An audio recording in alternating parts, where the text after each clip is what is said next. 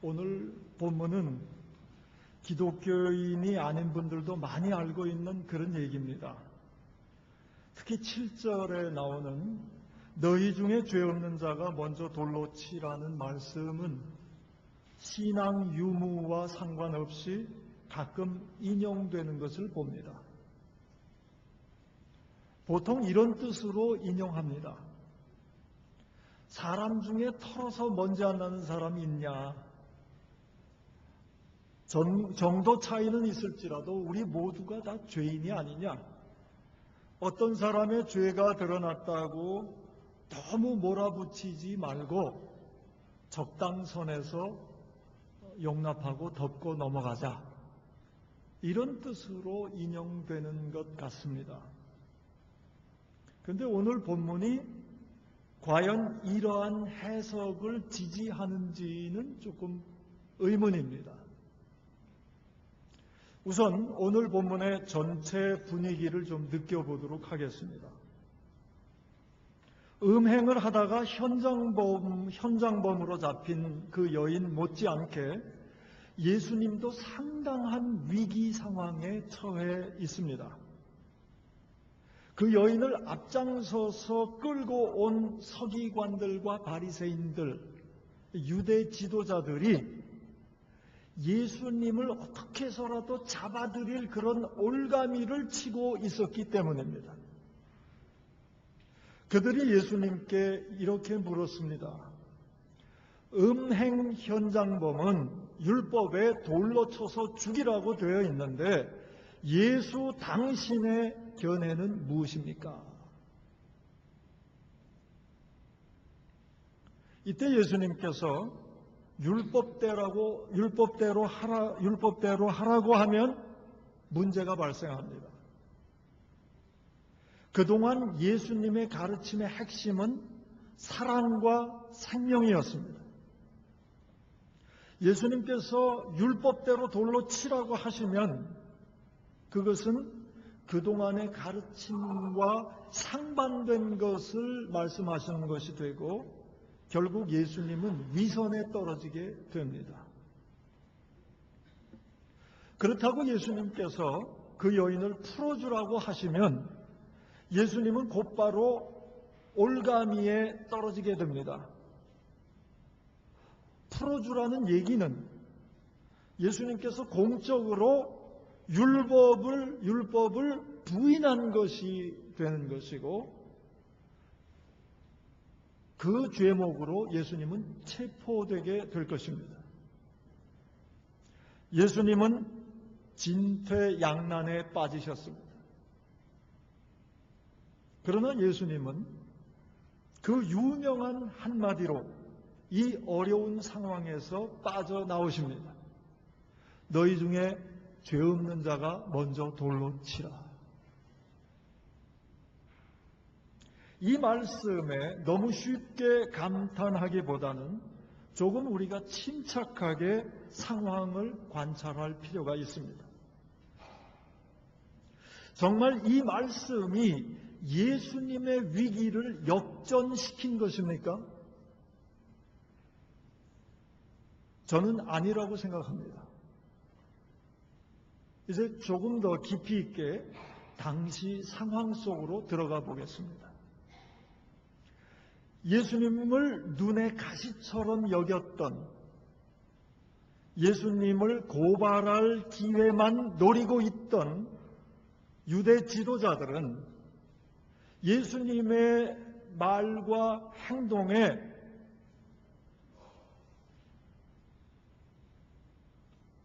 마음이 이렇게 기울여지는 그런 사람들을 보면서 이대로 놔두면 안 되겠다, 그런 생각을 했을 것입니다. 그럴 때 유대 지도자들 중에 한두 사람이 단호한 목소리로 이렇게 얘기할 수도 있었습니다. 영적으로 깨어 있어라. 하나님의 율법을 미혹해 하는 자가 바로 저자다. 무엇들 하고 있느냐? 하나님의 율법을 어길 셈이냐? 하나님의 율법을 교묘히 훼손하는 저자부터 돌로 쳐라. 능히 그런 상황이 될 수 있는 그러한 정황이었습니다.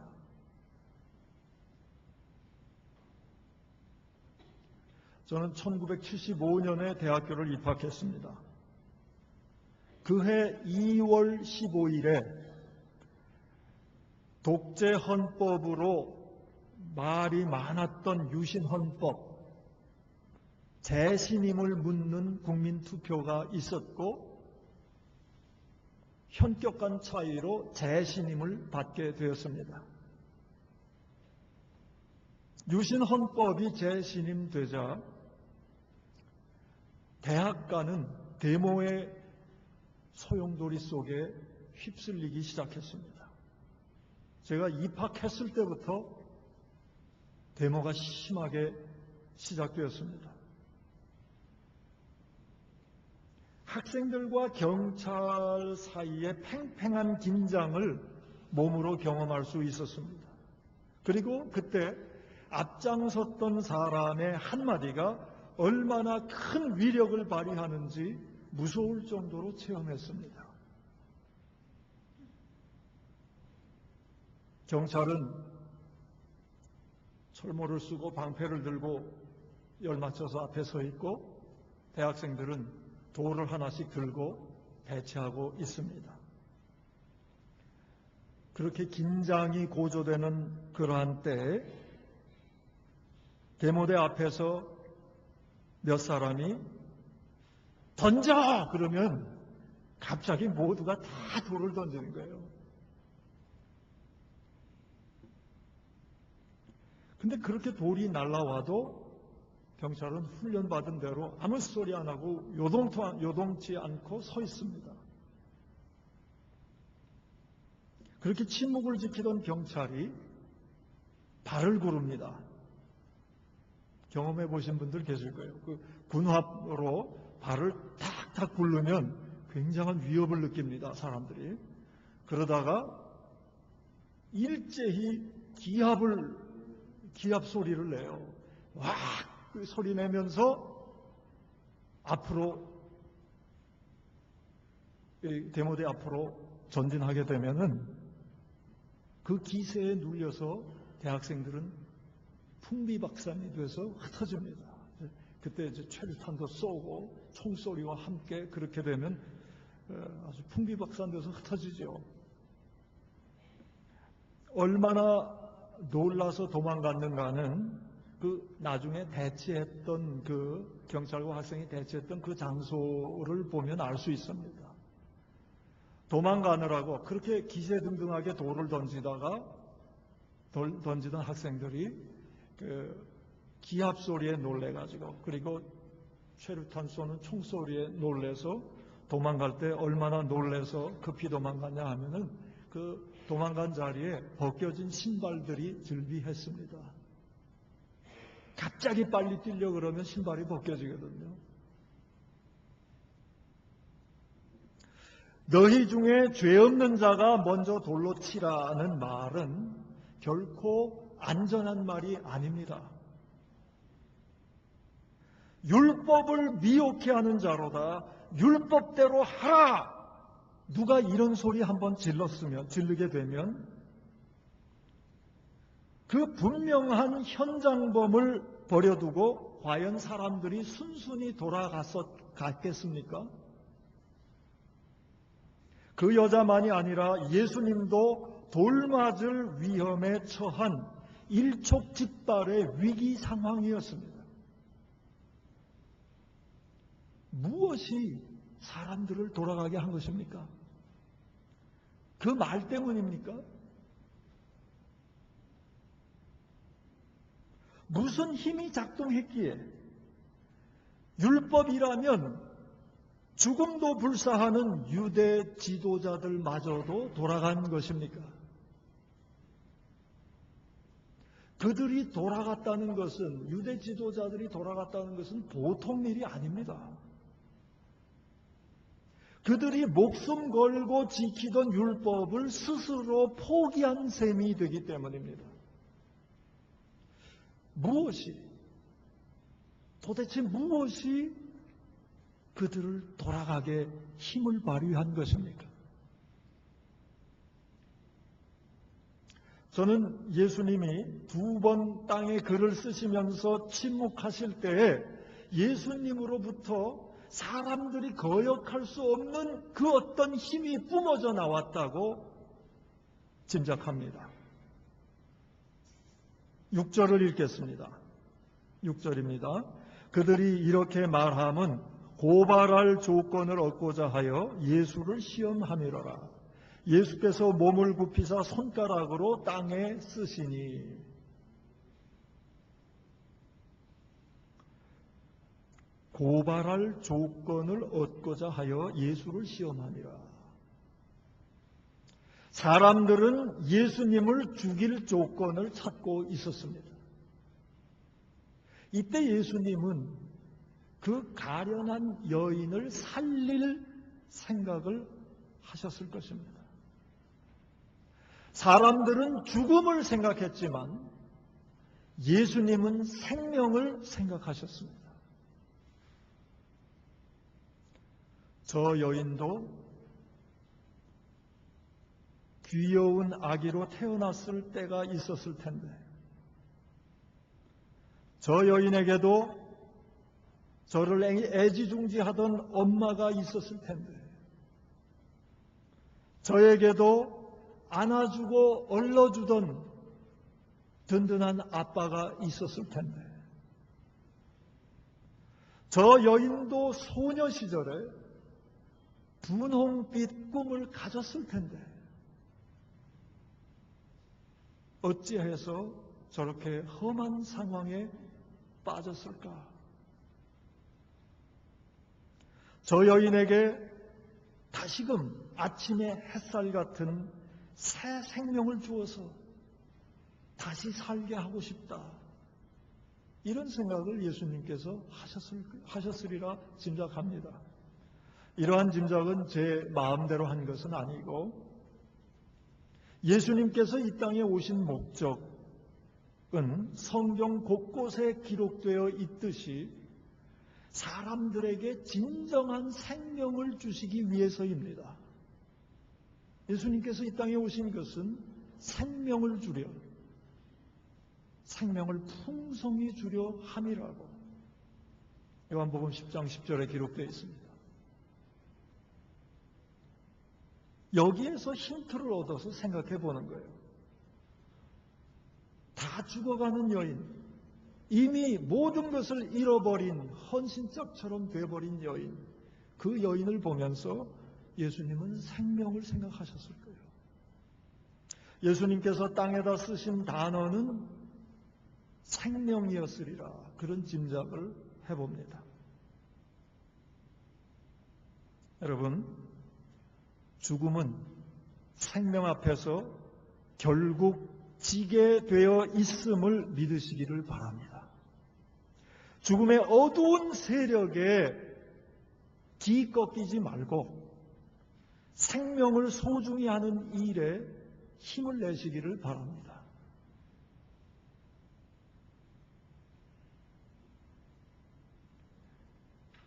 이 세상에 죽음의 세력이 참 많아요.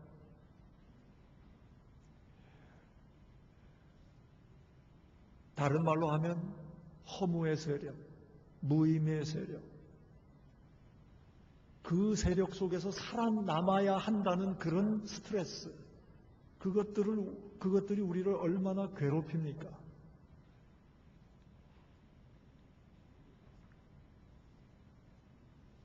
그런 세력에 기꺾이지 말고 생명이신 예수님 가슴에 간직하며 그리스도와 함께 승리해 나가시는 저와 여러분의 삶 될 수 있기를 축원합니다. 생명을 생각하는 사람에게는 사람들이 거역할 수 없는 힘이 솟아나오게 됩니다. 이것을 믿는 사람들이 그리스도인들입니다.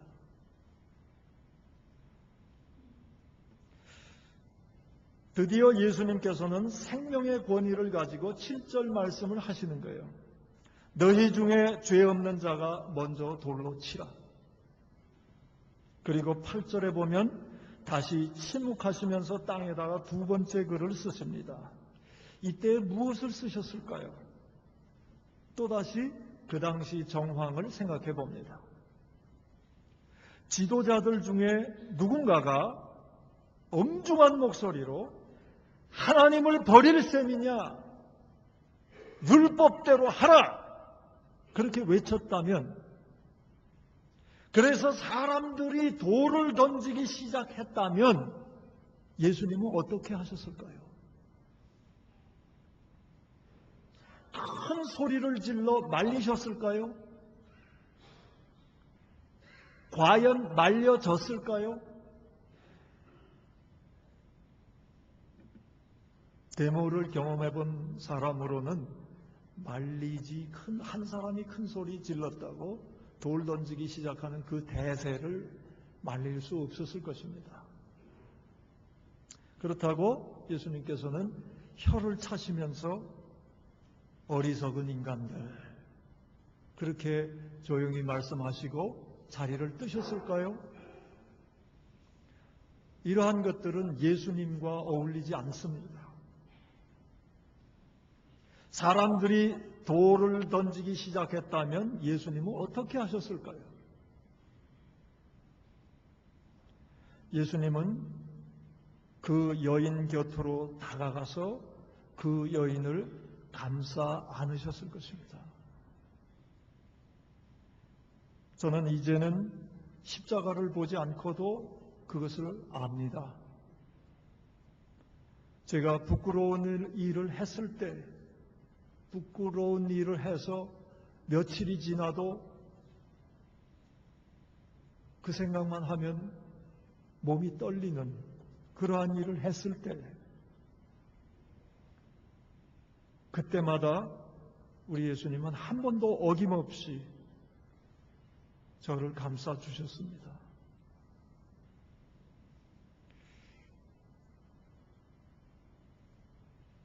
예수님은 두 번째 침묵하시면서 글씨를 쓰셨다 그랬는데 그 글의 내용은 대속이라고 쓰셨을 것 같습니다. 대신 값을 치른다라는 뜻입니다.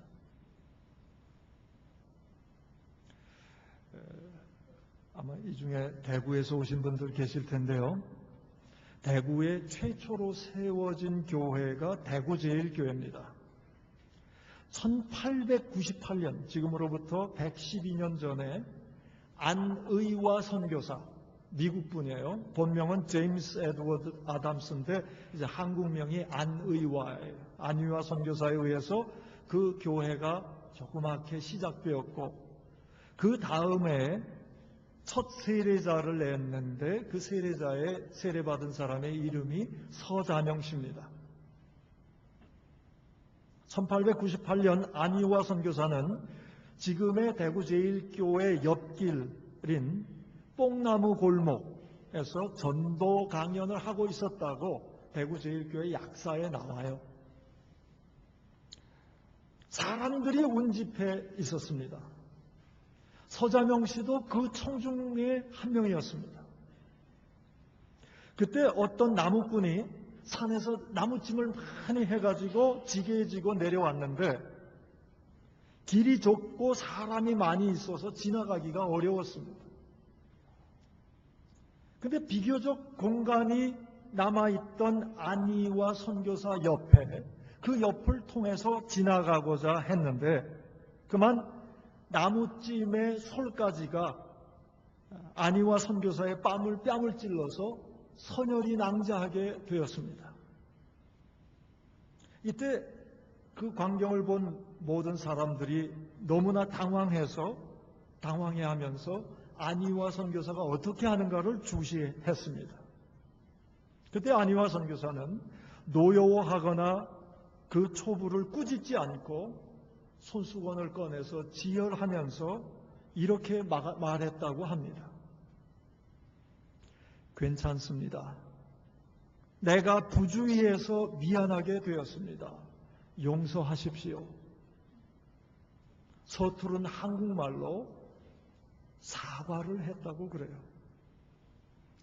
이 백인이 야단치는 광경을 예상했었는데 오히려 용서해달라고 미안하게 됐다고 사과하는 것을 보고 서자명 씨는 그 안희화 선교사의 태도에 감동을 받아서 그리스도인이 되었고 나중에 대구 제1교회 처음 장로님이 되어서 그 제1교회 초석이 되었다는 얘기가 대구 제1교회 약사에 나옵니다. 사람들은 작은 일에도 값을 치르도록 합니다. 그리스도는 큰 일에도 값을 대신 치러 주십니다. 사형을 받아야 하는 큰 죄를, 그 죄의 값을, 우리의 죄값을 대신 치러 주시기 위해서 십자가에 돌아가신 분이 우리가 믿는 그리스도입니다. 군중이 돌을 던지기 시작하면 예수님께서는 자신의 몸으로 그 여인을 감싸면서 그 돌을 대신 맞으시겠다고 대속의 각오를 하셨기에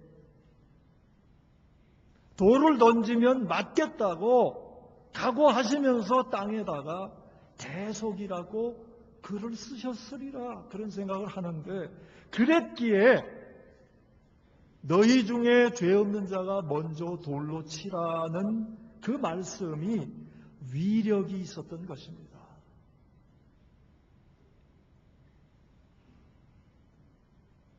사람들이 다 물러갔습니다. 예수님께서는 홀로 남은 여인에게 말씀하십니다. 11절입니다. 같이 한번 읽겠습니다. 11절 대답하되 없나이다. 예수께서 이르시되 나도 너를 정죄하지 아니하노니 가서 다시는 죄를 범하지 말라 하시니라. 아멘. 예수님이 말씀하시는 거예요. 가라. 모든 속박에서 너는 해방되었다. 가라. 우리 예수님 우리에게도 오늘 얘기하세요. 죄의 세력, 죽음의 세력, 허무의 세력, 무임의 세력. 그래서 어떻게 해서라도 살아남기 위해서 애쓰고 몸부림치지만 점점 더 우리를 얽어매는 그러한 것들, 그러한 것에서 내가 너를 해방하였다. 진리가 자유케 하는 세계로 가라. 오늘 우리에게 해방을 선언해 주신 거예요. 그리고 예수님이 그 여인에게 말씀하셨어요. 이렇게 당부하셨죠. 다시는 죄를 범하지 말라. 다시는 죄를 범하지 말라. 우리에게도 똑같이 당부하세요. 우리는 죄에 너무 익숙해 있습니다. 우리 주님이 모든 속박을 풀어주시면서 말씀하시는 거예요. 자유의 세계로 가라. 속박의 세계에 머물러서 죄의 속박 가운데 있지 마라. 여러분, 죄는 결코 가벼운 것이 아닙니다. 하나님의 아들이 십자가에서 사형 당하실 만큼 우리의 죄는 무거운 것입니다. 죄를 가볍게 보지 않을 때 진정한 권위와 능력이 생깁니다. 여러분, 이 세상을 능력 있게 살고 싶잖아요? 그 길은 죄를 멀리하는 것입니다. 성경에 죄라고 되어 있다면 멀리 하시기 바랍니다. 죄를 멀리할 때 세상의 그 어떤 것도 우리를 침범할 수 없는 능력이 하늘로부터 우리에게 임하는 것입니다.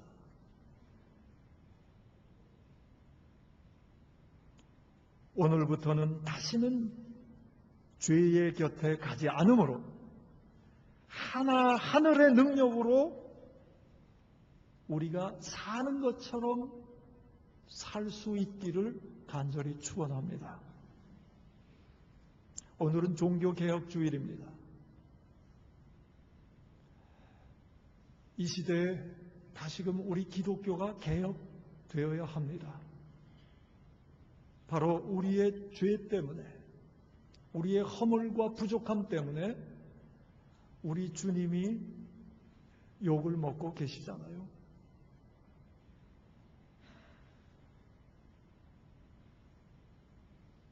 어떻게 개혁될 수 있을까? 또 오늘 이 시대는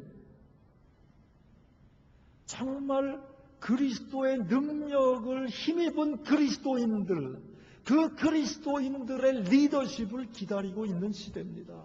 그래서 욕하는지도 모르겠어요. 어떻게 우리 그리스도인들이 정말 하늘의 능력으로 리더십을 발휘할 수 있겠습니까? 그 길은, 그 능력은 생명과 대속과 죄에 물들지 않는 것에서 나옵니다.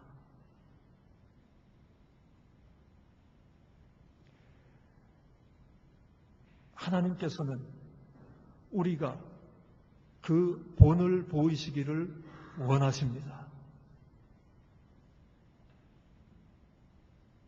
우리가 그 어떤 것보다도 생명을 귀중히 여기고 자기를 내던져 대속을 수행하며 죄로부터 멀어지게 될 때에 우리 기독교는 다시금 빛을 발하게 될 것입니다. 우리 나라가 우리 그리스도인들로 말미암아 변화되게 될 것입니다. 우리 한민족이 이 어두운 세계에 등불처럼 등장해서 이 세계를 밝히며 리드해가는 하나님의 복받은 민족이 될 것입니다. 잠시 묵상하겠습니다.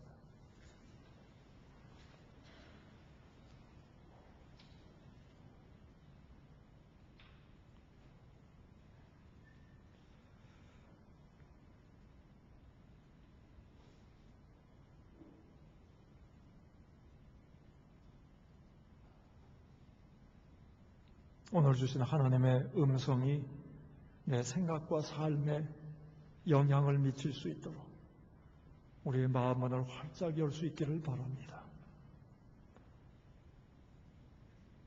그리고 성령님이 그대로 역사해 주시기를 간절한 소망으로 주님 앞에 나아가겠습니다.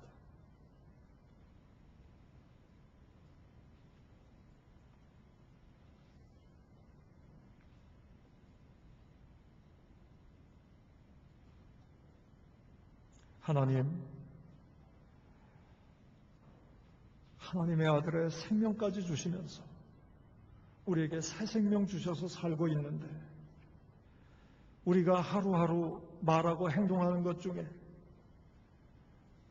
얼마나 많이 생명의 길과는 반대의 길을 걸어갔는지 생각해 봅니다. 그 모두가 우리 마음의 옹졸함 때문이고 우리 마음의 이기심 때문인 것을 생각해 봅니다. 하나님, 그 어리석음에서 벗어날 수 있도록 성령으로 충만케 해 주시옵소서. 생명을 북돋아 줘야 할 사람을 기억나게 하시고 우리 예수님의 심정 가지고 생명을 북돋는 그리스도가 원하시는 그러한 일을 하며 살아가는 시원한 삶이 될 수 있도록 우리의 삶을 인도해 주시옵소서. 오 아버지 하나님, 남의 것까지도 바라면서 살아가는 저희들 참으로 이 초라한 모습을 주님 앞에 내어놓습니다. 생명까지 주신 그리스도를 다시금 직시하게 하여 주시고 작은 것일지라도 남을 위해서 대신 값을 치르는 그런 용기를 허락하여 주시옵소서. 오 아버지 하나님, 너무나 죄에 무감각해져 있습니다. 아버지 하나님, 죄를 멀리함으로 성화되어 하늘의 능력으로 이 땅을 살아가는 저희들 되도록 날마다 우리의 손을 붙드시고 인도해 주시옵소서. 죄에 곁눈질하지 않게 해주시고 하나님께서 가르쳐 주신 그 아름다운 길을 세상 사람 의식하지 않고 용기 있게 걸어가서 그러한 삶 자체가 하늘의 능력이 임한 삶이 되며 하나님의 놀라운 사랑과 정의를 선포하는 삶 될 수 있도록 우리의 삶을 거룩하게 해 주시옵소서. 우리 교회가 생명과 대속과 죄를 멀리함의 표본이 되게 하셔서 싱가포르의 모든 한인들의 참 생명을 전해주는 교회 되게 하시고 싱가포르를 더욱더 깨끗이 만들며 하나님의 사랑으로 따뜻하게 만드는 교회 되게 해 주시옵소서. 예수님의 이름으로 기도하옵나이다.